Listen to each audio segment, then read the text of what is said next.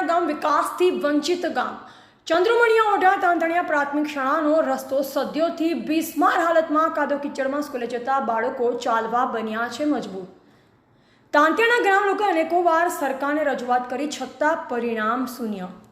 પ્રાપ્ત વિગત અનુસાર વાત કરવામાં આવે તો બનાસકાંઠા જિલ્લાના કાંકરેજ તાલુકાનું છેવાડે આવેલું ગામ એટલે તાંતિયાણા। આ ગામ વિકાસથી વંચિત હોય તેમ લાગી રહ્યું છે। સ્કૂલે જતા બાળકો કાદવ કીચડમાં ચાલતા બીમાર પણ પડતા હોવાની બુમરાળ પડી છે। કોઈ ગામના વૃદ્ધ માણસ બીમાર પડે કે પછી કોઈ મહિલા ડિલિવરી સમય હોય તો 108 પણ આવી શકતી નથી।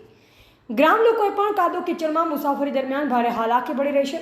આ શાળા તાંતિયાણા ગામથી અંદાજિત 2.5-3 કિલોમીટર આવેલ છે, જ્યાં 250 થી 300 માણસની રોજેરોજ અવર જવર થાય છે। ગામના પીડિત લોકોએ મીડિયા સમક્ષ રજૂઆત કરી સરકાર આ કાચો માર્ગ ઝડપથી પાક્કો બને તે માટે ગ્રામ લોકોએ સરકારને રજૂઆત કરી છે। શું મીડિયાના અહેવાલથી કુંભકર્ણની જેમ ઘોર નિંદ્રામાં સૂતેલું તંત્ર જાગશે ખરું? એ તો હવે આવનારો સમય જ બતાવશે। મારે ઘરથી માંડી નિશાળ 1 કિલોમીટર દૂર છે અને છોકરાને મારે લેવા જવા પડે છે અને મેળા પણ જવું પડે છે અને સરકારને મારી એટલી વિનંતી છે કે આ રોડ કરી નાખે અને આ છોકરા શાંતિસર ભણવા જાય। 31/8/2007ની આ શાળામાં સ્થાપના થઈ છે અને 17 વર્ષ છે। વારંવાર રજૂઆત સરકારને કરવા તોય સરકાર વિનંતી કોઈ સ્વીકારતું નથી। અરજી બહુ આપી પણ તોય છતાં કોઈ નિર્ણય આવતો નથી અને તાત્કાલિક ધોરણે આની કાર્યવાહી કરે। માર્ગમાં જબર તકલીફ છે। કોઈ બે માણસને હાજે પરસોંગે લઈ જાવી હોય તો દવાખાને કોઈ અમારો આરો જ થતો નહીં, બરાબર? તેથી અમારે કોઈ મરે માઇન્ડ પાઇન્ડ કોઈ દાડો કોઈ માર્ગમાં અમારે કોઈ તકલીફ છે, કોઈ કાંટા ભણી, બરાબર? એટલે હવે અમારે આનું કરવું જ શું? કોઈ અમારો કોઈ રાડ કૂકો કોઈ સાંભળતું નહીં સરકારે, તો આમાં અમારી તકલીફો કોઈ ભાગો।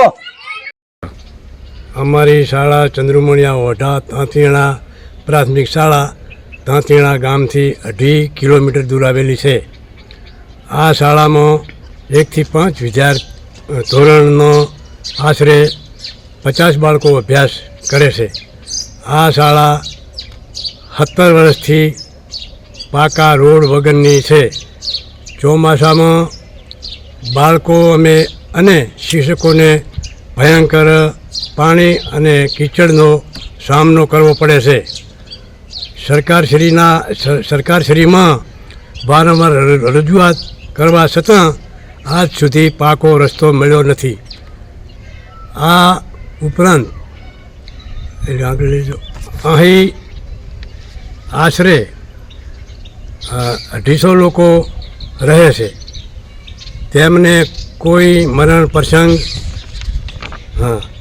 સમાજ પ્રસંગ કે ડિલિવરી સમયે ખૂબ જ તકલીફ પડે છે। આઝાદીના આટલા વર્ષ પછી પણ બાળકો કાચા રસ્તામાં શાળાએ જાય છે, તો અમારી સરકારને વિનંતી છે કે બાળકોના હિતમાં અને અન્ય તકલીફો દૂર કરી જલ્દીથી પાકો રોડ બનાવી આપે। રિપોર્ટર કરસન સોલંકી, સંબંધ ભારત ન્યૂઝ, કાંકરેજ।